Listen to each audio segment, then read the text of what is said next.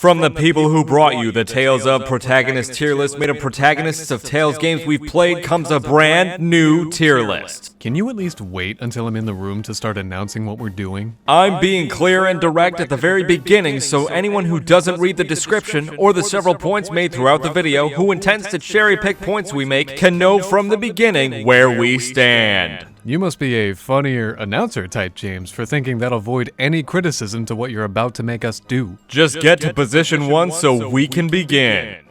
And now, dear friends, Wrong position 1. We make so much content, it's hard to tell which room he wants to start things in. He could just put my chair in a room and start in that room. I now judge the importance of things he wants me to do by the distance it is from my chair, and this is swiftly getting further from my chair. Mario Party Games tier list. Nice entrance. This list will only contain games we've played, which will only leave one out actually. Mario Party E. All others are on the table, meaning Mario Parties 1 through 10, Advanced, DS, Island Tour, Star Rush, Top 100, and Super will be included. Before we begin, I feel it necessary to mention that A. Yes, we have played each of these games. B. This list is an opinion. C. No matter how we feel about the series as a whole, we will be buying Mario Party Superstars because we are hopelessly engulfed in the deep, hungry maw that Mario Party has become in our lives. Let's begin! I guess we'll just start where all great series start. The beginning with Mario Party on the Nintendo 64. The beginning of the world's long-running affair with coins, stars, hard CPUs, RNG, and luck-based systems that taught a generation of gamers that you can have the most stars and most coins, and it can all fall apart in an instant. 1 minute you're riding high, 40 coins above your peers and CPU opponents, then bam, bash and cash, where they get to poke you and take your fucking coins. Life is unfair, the world is on fire, and I feel very cheated. You can feel cheated all you want, but you have to admit the first Mario Party had some seriously important minigames and mechanics that set the path for the sequels to follow. Crazy Cutter, Buried Treasure, Running of the Bulb. It also introduced the bank system that let you purchase modes, items, minigames, music, and more. This was one of the most technically advanced entries, and that's saying something. Lament your lost coins, cry about your lost stars, and continue to mourn the hidden block you didn't find. But give this game credit for what it is. Definitely the first try. Fair, but my coins. That being said, it's easy to tell Mario Party 1 is making do with what little it had at the time. Since this was a first try and we didn't have a bucket full of sequels to figure out what fun minigames were meant to be or what board gimmicks were fun, we got ones that felt awkward and difficult to work with. Minigames were different variations of attacking players or your hands. Board mechanics break the coin economy and rapidly shift board positions almost at random. Some minigames shift money instead of rewarding it, causing stagnation in gameplay. Bowser is a vicious, powerful presence that halts progress and saps wealth. Finally, the controls are rather sloppy. Now, with that all being said, we do thank it for the bank system and the fair amount of replayable minigames, and for just being Mario Party. You forgot chance time. I didn't. I was leaving a point for you, Mr. First Draft is Only Draft, and we'll end up rewriting this at 1 in the morning. Thank you. Also, despite the economy shifting time this game is, I have some fond memories of us playing when we were kids and getting pretty heated for wins and losses alike. This game really brought people together for more than just monopolistic money shifting and rolling dice to get the furthest to get the star first. You participated in mini games to help your opponents win. You teamed up with them sometimes, and you took out some buried rage on them in Bash and Cash. This was a good first entry, even if it was a bit shaky. Mario Party 1 goes in D tier. It was almost torturous to return to, with items that activate randomly, no practice mode for minigames, board elements that trap players, minigames with little distinction between work together and kill each other, and bash and cash. This was very much a first try, and one that is decidedly difficult to return to. D tier is where this entry in the series belongs.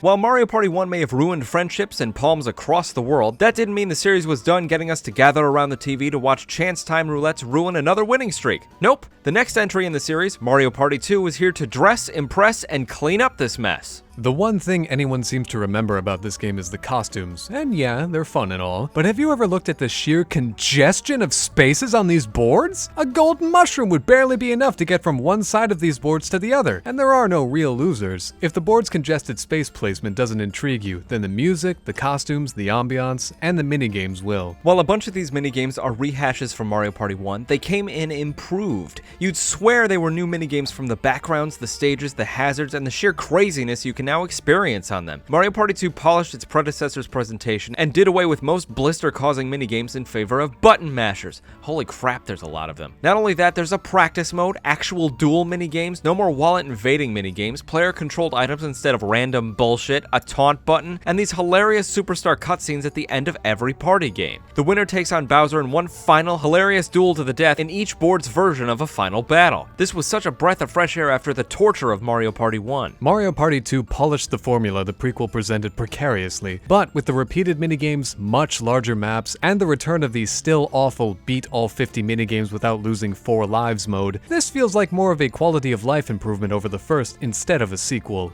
C tier for Mario Party 2.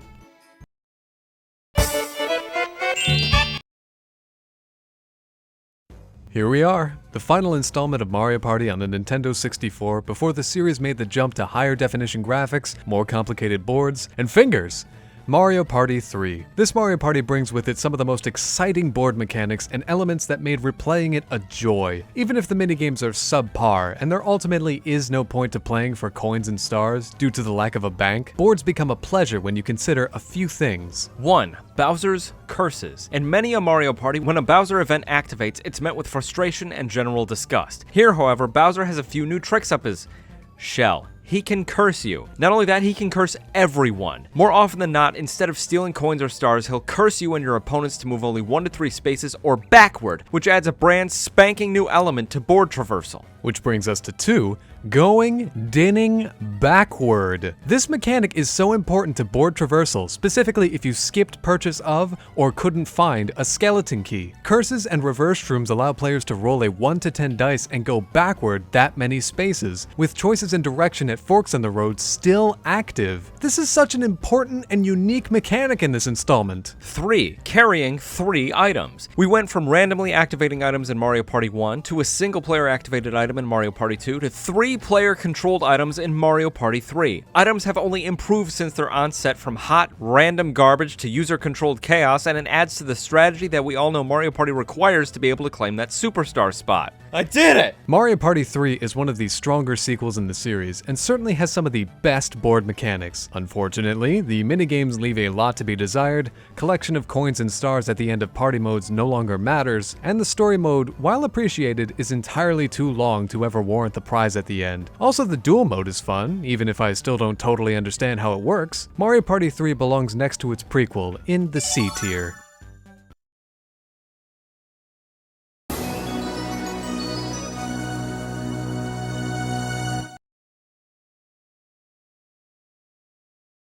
Finally, we've made the leap from 64-bit graphics to graphics with actual thumbs. Welcome to Mario Party 4, everyone. Home of my favorite board in any Mario Party game. Really?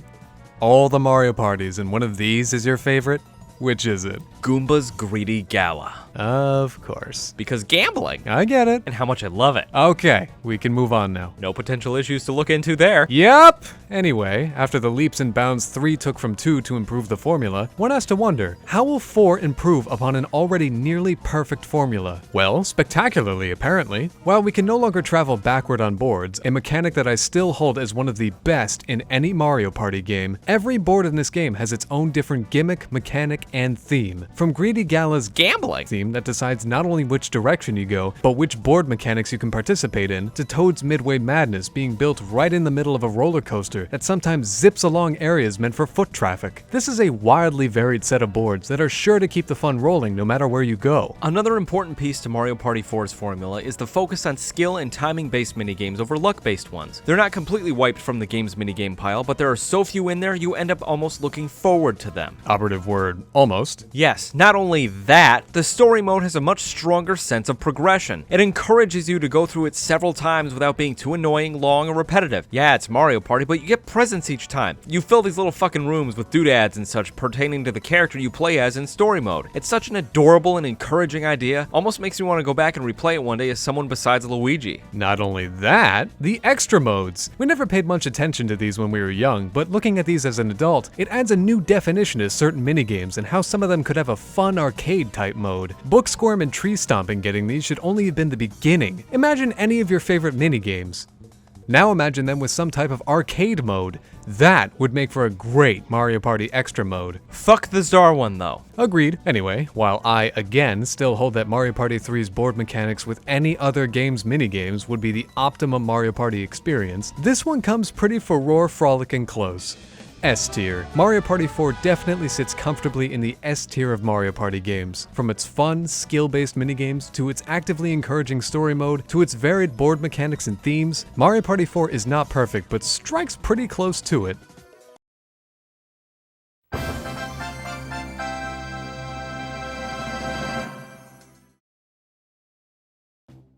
Coming down from the high of Mario Party 4, we have Mario Party 5, the next entry in the GameCube saga that sought to push the envelope even further with new minigames, new boards, a new single-player adventure, and the removal of playable Donkey Kong. What Mario Party 5 did do was capitalize on that sweet, sweet Paper Mario nostalgia by making the guides this time around the Star Spirits instead of Toad or Tumble. God, I fucking hate you, Tumble. It still hypes me up a little bit to see them used for main menu navigation, but does the nostalgic joy they bring us live up to the expectations for the rest of the game?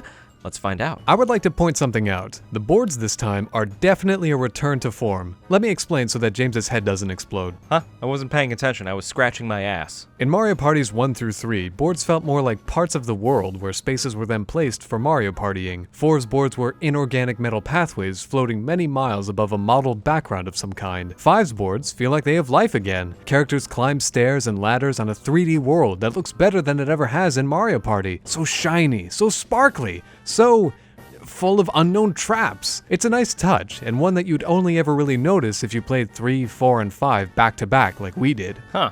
That is a neat observation. One issue I do have with 5's boards is now that there are placeable traps, boards feel like more effort went into their design and their look rather than their gimmick. They feel more reliant on the randomly and player-placed traps than they do on their name-designated dream. I like the upgrade for items, I just wish there were more board hazards. You want more to balance? I just don't want my two options to be go around in a circle again or land on the trap the board came with. I have no idea what it is. Here we go. Oh, a piranha plant, I lost half my coins. It's kind of frustrating. Know what isn't frustrating? For the most part. The extra modes. The extra modes in this game are also pretty good. Nothing 4 would have to try hard to beat, but still fun. Even volleyball returns for some reason. Also, the Super Duel mode is wonderful. It feels like such a huge departure from the regular Mario Party extra modes, and I love building these insanely strange vehicles. Also, there's the card party game, which is another really unique idea you could only really play once or twice. But if any of you people with free time out there want to make a physical version of this for fans to play, I'd gladly shill out an advertisement via Twitch stream for it.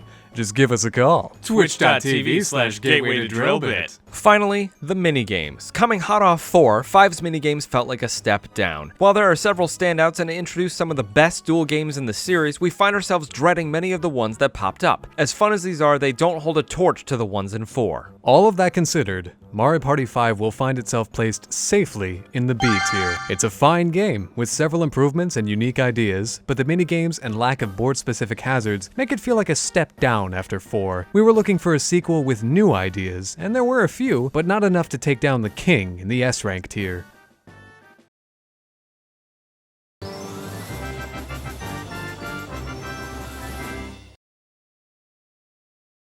I feel like by this point, Mario Party has either sunk into your veins and you'll do almost anything to taste the bittersweet formula it wants to try and fix every game but is getting further away from actually fixing, or you're normal. We're the former. But it paid off! Mario Party 6 is here to look at the mistakes of 5 and attempt to improve on them. One huge improvement is the inclusion of the day-night system. This is not just a board mechanic. This affects every single board in the game, more than half the minigames, most board events, the story.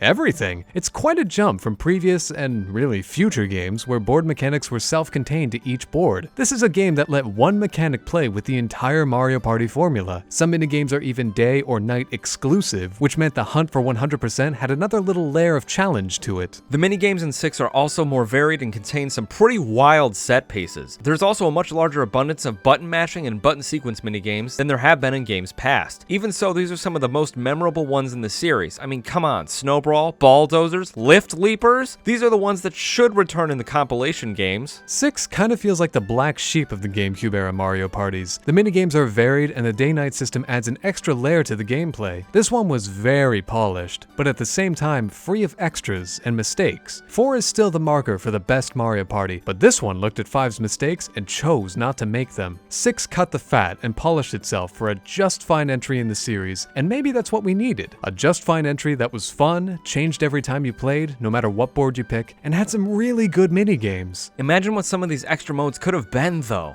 I have none in mind right now, but just imagine. Anyway, 6's improvements over 5 will place it squarely in the A tier. Mario Party 6 is a much better entry than we gave it credit for, and we really hope when more compilation Mario Party games are released, we take a longer look at the minigame list in here.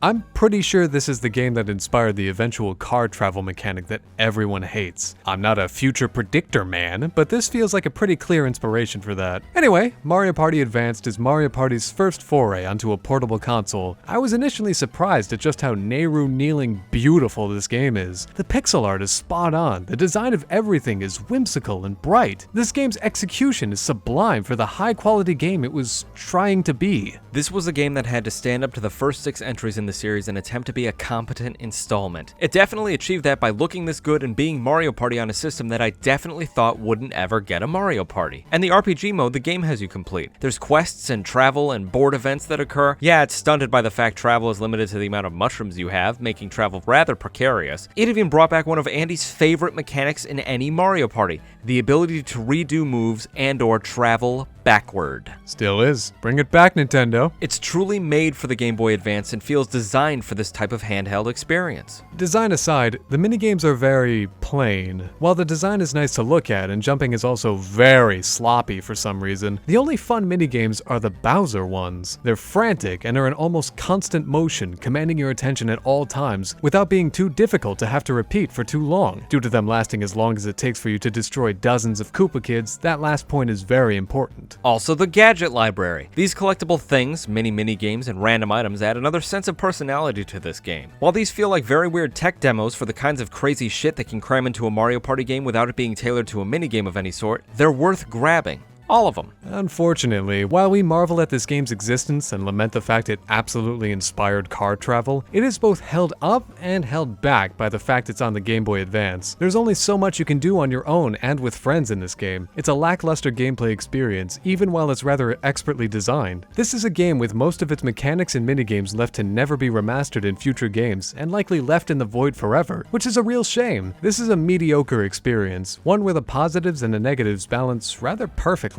C tier for Mario Party Advance. I hope we get to see more than the stupid, ridiculous, asinine car mechanic return from this game in the future.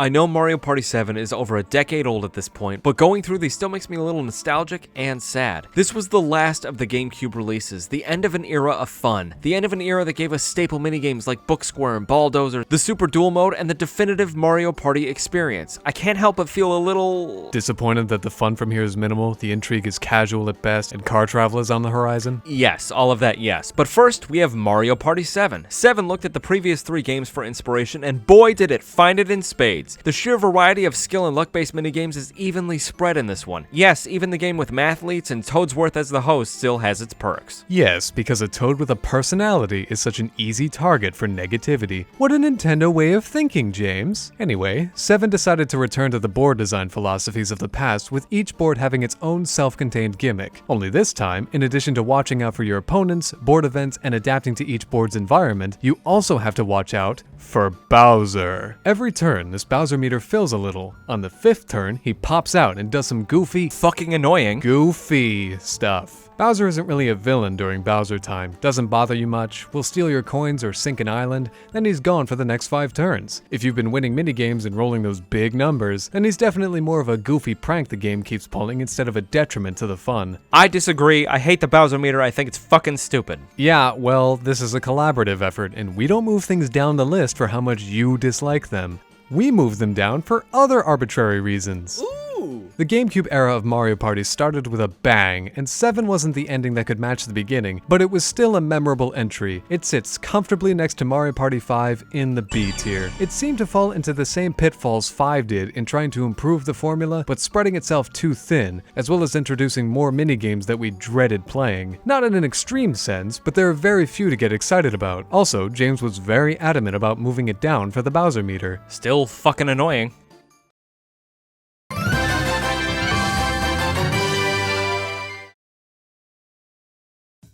Mario Party 8 is one of the most unique entries in the series. This oddball doesn't even look like a proper Mario Party game, almost as if it was meant to be something completely different, but Mario, like the motion controls, was an afterthought. Time was not kind to this entry in the series, as our return proved immediately. Also, I came face to face with the worst minigame in any Mario Party ever. I mean, there are other bad ones. Other worse ones, even. You wouldn't even play Flagging Rights, and we found out Chomping Frenzy is just the mail organizing game from Wind Waker. But Puzzle Pillars is your one? Most definitely. Alright. Well, Mario Party 8 released on the Wii, which meant motion controls were implemented no matter how wonky and unpolished they were. Thanks, Nintendo! Not only that, this was before the Wii Motion Plus was a thing, so imagine how bad these were on release. You don't have to imagine. They sucked, and they still suck. This entire game feels unpolished, like it needed another year in development to reach the level of other Mario Party games. There's so much strangeness to it, from the imprecise controls that are ham-handed into minigames, to the unnecessary visual effects when you use candy. Mario Party doesn't have these effects. It never needed them. They're so Final Fantasy it almost begs the question,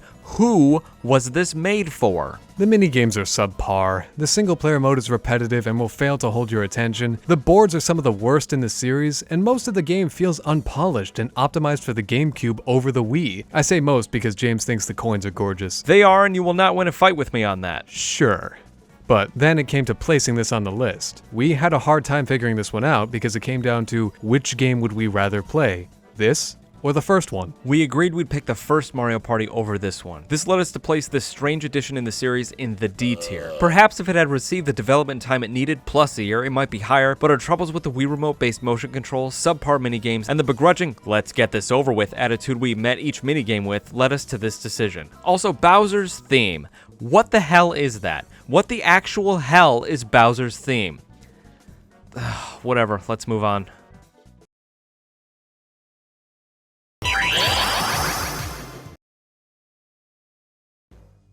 Oh, great! A reason to blow the dust off the box in the stack of boxes of things I no longer play, need, or think about so we can crack the lid of the Nintendo DS family of systems. A glorious library of extravagant adventures and perfect puzzlers await us, and we choose Mario Party DS. Something may be wrong with us. Several things. The Mario Party series' second foray onto a Nintendo handheld, and what a foray it was! With Mario Party sitting pretty on the DS, there are many more options for minigames on the table that can utilize several more buttons, the microphone, and the touchscreen. This one even has an actual story mode explaining the entirety of the game existing, instead of a squabble between Mario's friends and family about who is the best. It's a mad dash to get 5 sky crystals and grow back to their normal size after Bowser made them all tiny. The minigames in here play off the theme of the world is very large to our heroes by having them battle on boards in a music room, a library, and even Bowser's pinball machine. They're fairly small boards with a lot going on and a lot of thought gone into the events in them and more wealth tossing than I've ever seen in a Mario Party game. Seriously, you get coins for being able to smack a plant a bunch, and the coin and star penalties are rather minuscule unless they're caused by a duel or Bowser. The usable items and several traps you can lay, and the distinction therein, are a nice touch as well. While it is disappointing to see there are no true duel minigames because they're repurposed from the other piles of games in here, this one is an incredibly strong entry in the series. Mario Party DS was a delight to return to, one we've spent dozens of hours playing both as a team and as mortal enemies. A tier for Mario Party DS. The bite-sized adventure finds its stride, but the lack of dual minigames, the input errors on the touchscreen-based minigames, and the general inconvenience of having to play on such a tiny, awkward-to-hold system keep this game firmly in the A tier.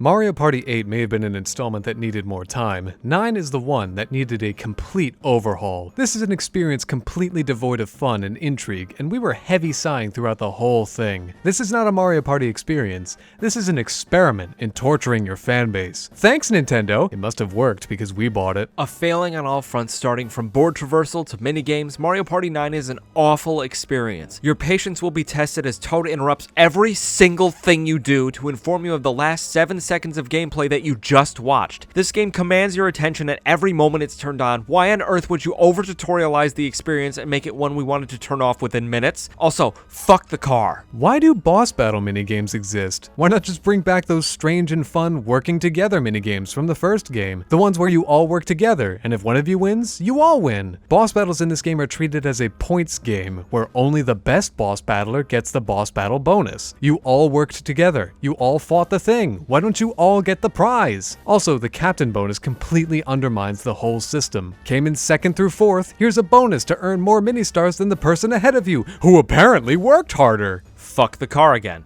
Also, this is the most stuff just happens because the game said so Mario Party ever. If you haven't had a minigame in a while, the game will just decide there's a minigame in the dice block you rolled, the bonus mini-stars you just got, or the prize box you just opened. It's absolutely frustrating to see the Mario Party formula ruined like this. An upset to any longtime fan who was used to and craved the one minigame after everyone rolls method, the superior one. As a final note, a positive one, this game has some great extra modes. Admitted, you'd boot up this game too to play Goomba Bowling. Even Castle Clearout is an interesting minigame. These extra modes were just entertaining enough to make playing this awful game worthwhile. We actively looked forward to returning to these. All of this considered, Mario Party 9 will sit squarely next to Mario Party 8 in the D tier. This insanely awful experience is only saved by the extra modes that are completely separate from the game itself. Fuck the car. In what may be the most stripped-down Mario Party experience to ever exist, we come to Mario Party Island Tour on the Nintendo 3DS. There are no boards, no minigame distinctions such as 2v2 or 1v3, and the whole game is just an amalgamation of shitty 30 to 60 minute modes. Oh, and there's achievements in this game, several of which you can't complete unless you have 2 or 3 willing victims to participate in this game to fill it out. Good luck finding those. The minigames are mildly interesting at best. There's so many "are you sure" prompts to do anything. Toad interrupts every single menu to reiterate what you just read and saw. Minigames no longer have tip options, no boards, no minigame distinctions, loading screens that load into more loading screens, gyro controls. This game is way worse than I remember. If you're looking to have fun on your own in Island Tour, which is nigh impossible, attempt the Bowser's Tower mode. It's the story mode where you face off against 3 bubble clones to beat minigames, while a green toad narrates every single Nehru-loving movement you make. This game is just a series of "Are you sure" prompts that proceed and precede other "Are you sure" prompts until you play a minigame and receive an item or a dice block instead of coins or stars. This is a disappointment from all sides, a frustration in practice, and a very unwelcome installment in the series. E tier. E for everything about this game is bullshit and I fucking hate it. Fuck this game. E tier. Fuck it. We're moving on.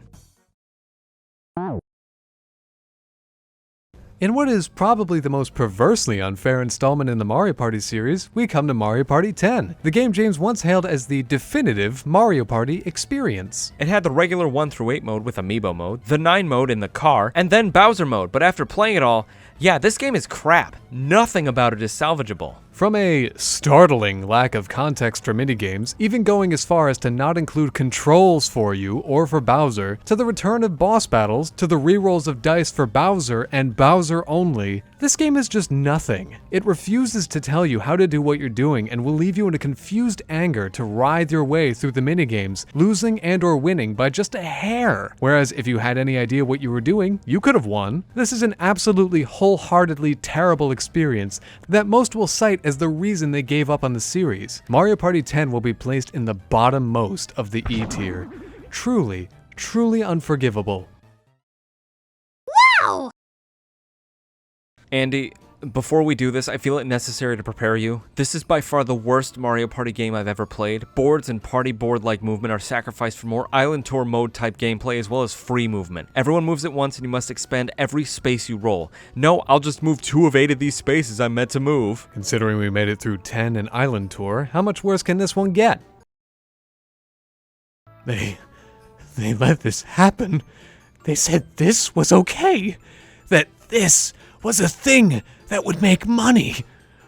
Why? This is the absolute most abysmal Mario Party game ever produced. Island Tour stripped it of modes that mattered and of fun. This strips it of any resemblance to a Mario Party game. Free-for-all movement, the smallest gathering of new minigames since Mario Party 2, and all of the game being locked behind a party level that encourages you to invite your friends to play, to have them sit there and do nothing so you can rack up points. And the Guest Pass. This is a separate application you have to download from the eShop so players 2 through 4 can have access to the full game instead of 1 or 2 modes.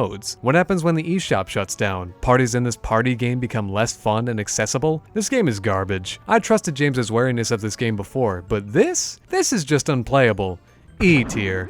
E tier even is too good for this game. Just awful.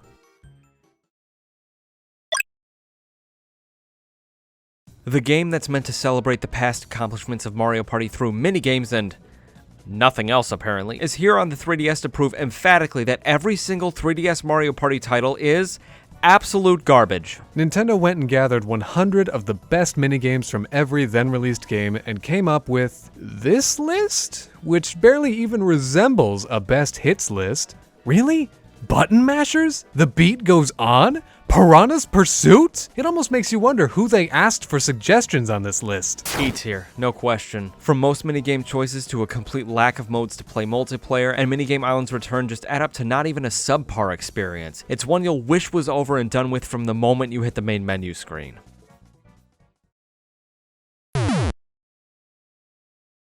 Furore's Flintstones, we finally made it. The most recent entry in the series before Superstars, Super Mario Party. The 2018 addition to the series sought to bring the luck and skill series into the new generation of gaming. It even included an online mode where players would compete to get the best score in 5 pre-picked minigames. The first of its kind to offer this, but did Super Mario Party offer enough other things to make it a standout installment? Of fucking course not. You see, NDQ being attached to the Mario Party series is a huge red flag to me. Since they've gotten involved, we've gotten car travel, free roaming movement, and partner hunting. All horrible things, so I really don't expect much here. True, they are the purveyors of some of Mario Party's worst mechanics, but you have to admit, this game looks stunning. From Bowser to Daisy, every single texture and graphic in this game pops. It's so spectacular to look at, you almost don't notice how little fun you're having. This truly is the culmination of previous Mario Party installments in that it includes board and space movement from 1 through 8 in some form. An hour for 10 turns? How is that fucking possible? How much fluff did you inject into this game to make 10 turns last a fucking hour?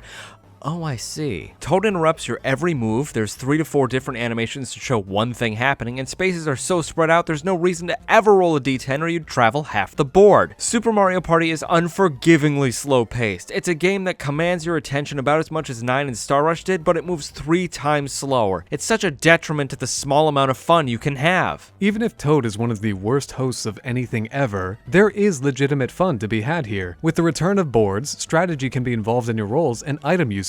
It was a breath of fresh air before we attempted Partner Party, the 2v2 free-roaming Star Rush mode in which your rolls need to be the perfect amount of spaces to land on star spots or event spaces. Now, James and I did have another speck of fun playing this mode because we were working together to collect partners and stars. However, this mode reminded us exactly why NDCube needs to hand the reins to someone else. Pity points. Every minigame has a winner and a loser, but since 9, losers also got pity prizes. Under 1 through 8 rules, pity prizes were only handed to battle minigame winners if there were enough coins in the pot. Since 9, everyone has earned pity prizes, be it mini stars or coins. These mean it is much harder to actually get a lead and stay in the lead in Super Mario Party. It's also why we lost against 2 normal computers who won exactly 2 of 10 minigames and had 5 partners between them. They continually earned pity points and rolled the perfect number on their dice to get enough stars to compete with us. We were powerless because you can't stop on the star space if you have spaces left to move, and if you roll the wrong number, even or odd, you just go in circles around the star until you can hopefully land on it next turn. Who finds this fun? Who looks at this type of movement design and says, yep, perfect? Because it's probably sadists and psychopaths. No thanks, Nintendo. We lost to pity points and the 2 bonus stars, which, why is there a bonus for bouncing on your opponent's heads? That seems so specific, just like the secret partner star. Why? James and I worked our butts off winning minigames, rolling perfect numbers, and working board events to our advantage, yet we still lost to normal difficulty computers because of pity points and bonus stars we couldn't have possibly competed to win? Bonus stars clearly no longer take skill and are simply given to those who acted the most spiteful and or the luckiest instead of those who put in the time and effort to beat their opponents. While the modes and pity points will forever mar this installment, the minigames. The fucking minigames. So, motion controls in Mario Party?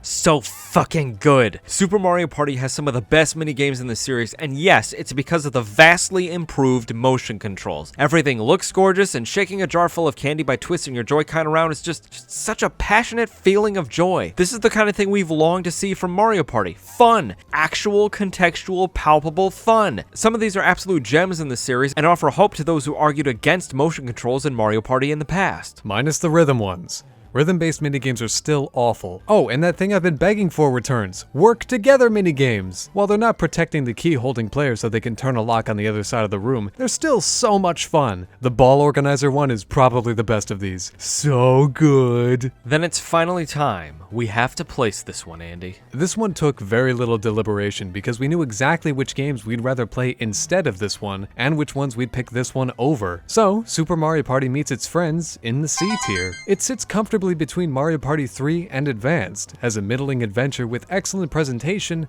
and some glorious minigames.